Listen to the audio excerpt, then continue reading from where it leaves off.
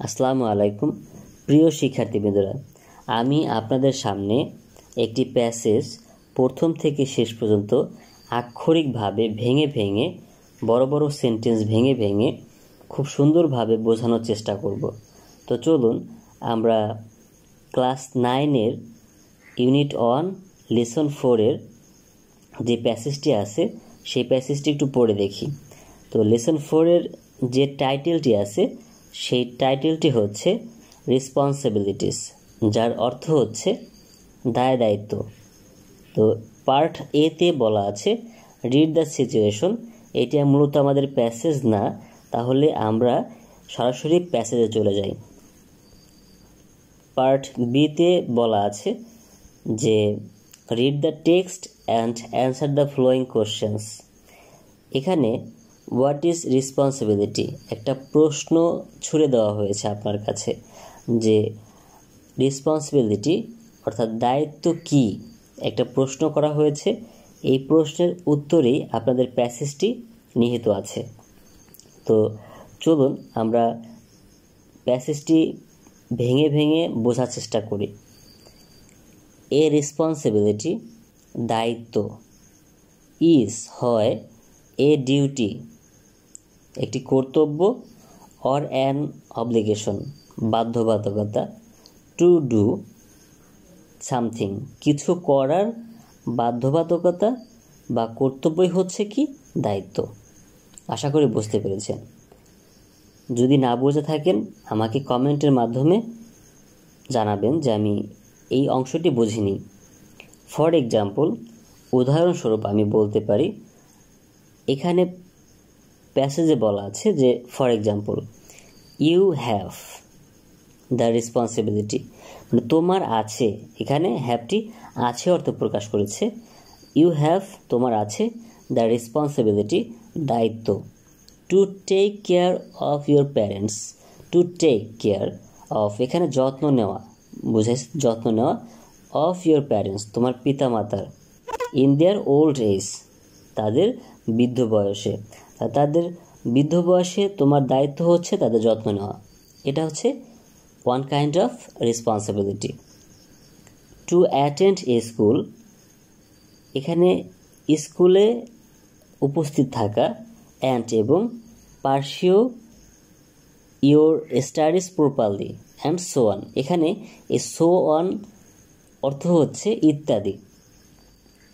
আবার একটু শিখে নিই, যেখানে সো অন অর্থ হচ্ছে ইত্যাদি।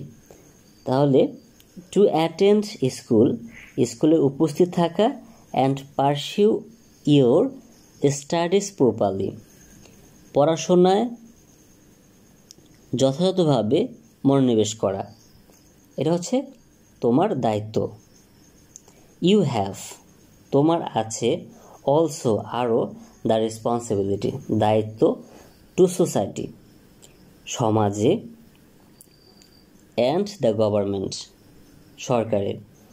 এখানে কোন কোন ক্ষেত্রে সমাজে এবং সরকারের ক্ষেত্রে তোমার কি দায়িত্ব থাকতে পারে, সরকারের প্রতি তোমার কি দায়িত্ব থাকতে পারে সেটি এখন বলবে। যে easy, easy means for example to help সাহায্য করতে বা করা, এ নাইবার প্রতিবেশীকে, ইন ট্রাভেল সমস্যার সময় প্রতিবেশীকে সাহায্য করা, অর অথবা to cast your vote if you are 18 or over যখন তোমার বয়স 18 বা এর উপরে তখন তুমি ভোট প্রদান করবে বা ভোট দিয়ে দেবে।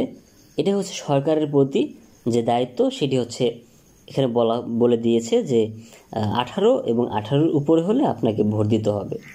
এটি হচ্ছে সরকারের একটি দায়িত্ব, সরকারের প্রতি আপনার দায়িত্ব।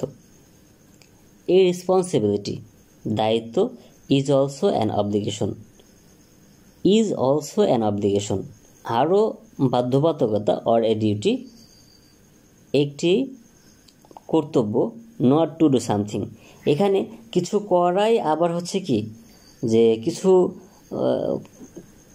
না করাও হচ্ছে কি এটা বাধ্যবাধকতা এবং দায়িত্বের ভিতরে পড়ে, যে এটা আসলে আপনার করা উচিত না। যে কোনো কিছু না করার কর্তব্য এবং বাধ্যবাধকতার দায়িত্ব, যে আমি সব কিছুই যে আপনাকে করতে হবে বা করলেই সেটা দায়িত্ব তা না, কোনো কোনো জিনিস আপনাকে না করেও সেটা দায়িত্ব পালন করতে হবে। তো সেই সম্পর্কিত কর্তব্যগুলো বা দায়িত্বগুলো কি? ফর এক্সাম্পল, উদাহরণস্বরূপ, ইউ হ্যাভ, তোমার আছে, দ্য রেসপন্সিবিলিটি, দায়িত্ব, নট টু স্টিল, হ্যাঁ, চুরি না করা, এ বুক, একটি বই, ফ্রম এ লাইব্রেরি,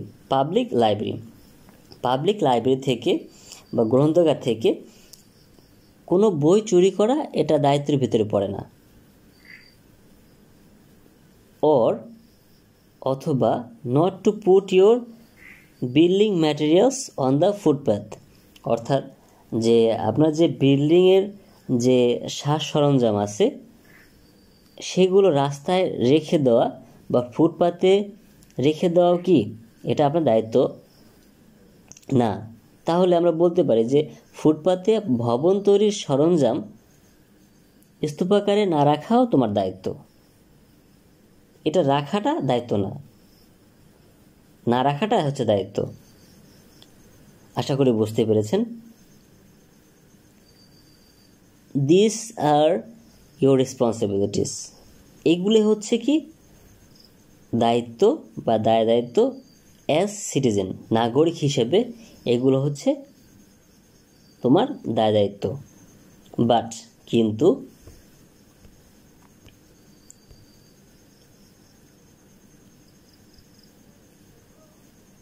ভিডিওটি প্রথম থেকে শেষ পর্যন্ত দেখুন। বাট কিন্তু there are responsibilities of the government as well, এখানে আমাদের যেমন কিছু দায়িত্ব আছে সেরকমভাবে সরকারেরও কিছু দায়িত্ব আছে, সেটাই বলা হয়েছে এখানে যে বাট কিন্তু there are responsibilities of the government as well, সরকারেরও দায়িত্ব রয়েছে। সেগুলা কি? আওয়ার গভর্নমেন্ট, আমাদের সরকার, হ্যাজ, আছে, আমাদের সরকারের আছে, দ্য রেসপন্সিবিলিটিস, দায়িত্ব, টু প্রোভাইড, প্রস্তুত করা, ফর ইটস সিটিজেন, এখানে নাগরিকদের যে মৌলিক চাহিদাসমূহ আছে সেগুলো সম্পর্কে বলা হয়েছে the basic necessity of life,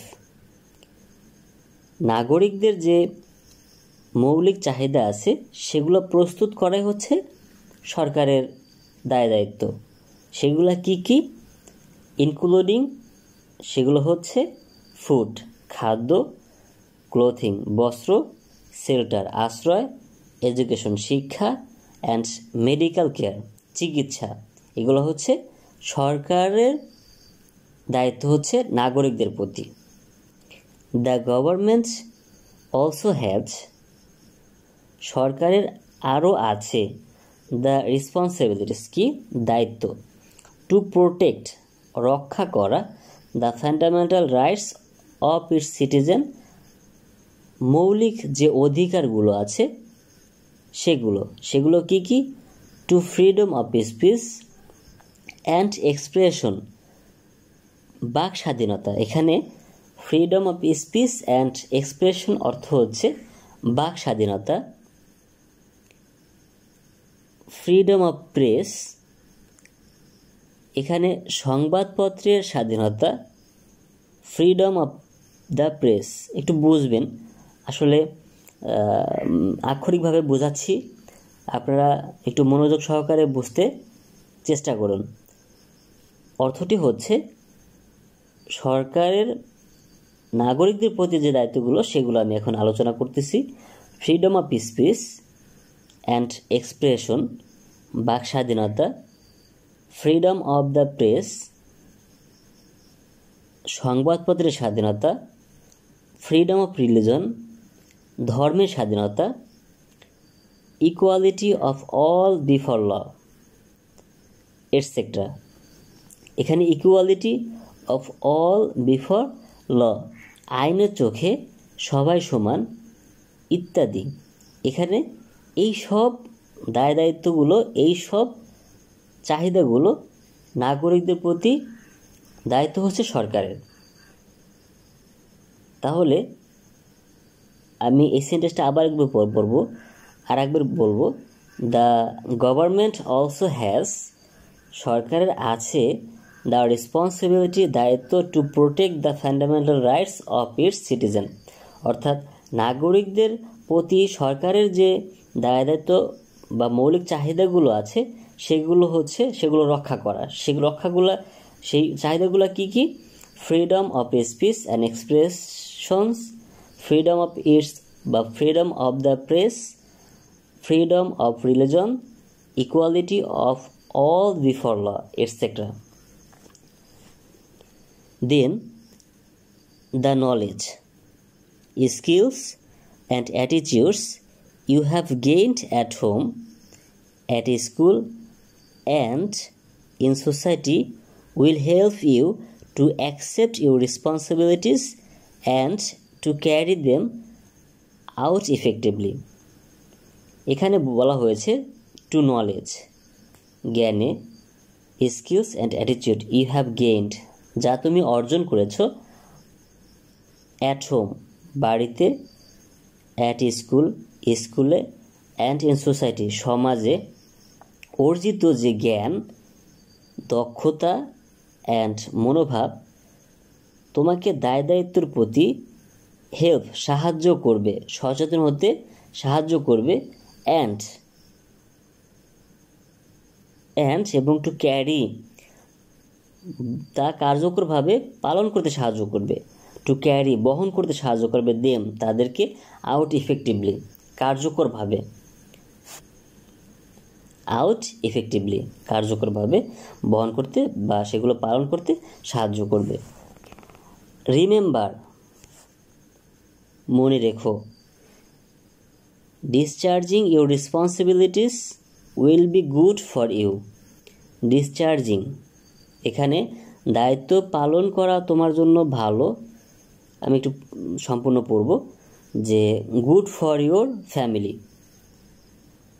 সেটা কিসের জন্য? পরিবারের জন্য ভালো, অ্যান্ড ফ্রেন্ডস বন্ধুর জন্য ভালো, and good for your society সমাজের জন্য ভালো, and country as a whole অর্থাৎ পুরো দেশের জন্য ভালো হবে। এটা হচ্ছে যে মনে রাখতে বলা হয়েছে যে discharging your responsibilities will be good for you, সেটা তোমার জন্য ভালো হবে, তোমার পরিবার এবং বন্ধুর জন্য ভালো হবে, তোমার সমাজের জন্য ভালো হবে এবং সমগ্র দেশের জন্য ভালো হবে এই দায়িত্ব পালন করে। তো এই ছিল আপনাদের আজকের যে টপিক, সেই টপিক। আশা করি ভিডিওটি প্রথম থেকে শেষ পর্যন্ত দেখলে উপকৃত হবেন। আল্লাহ হাফেজ।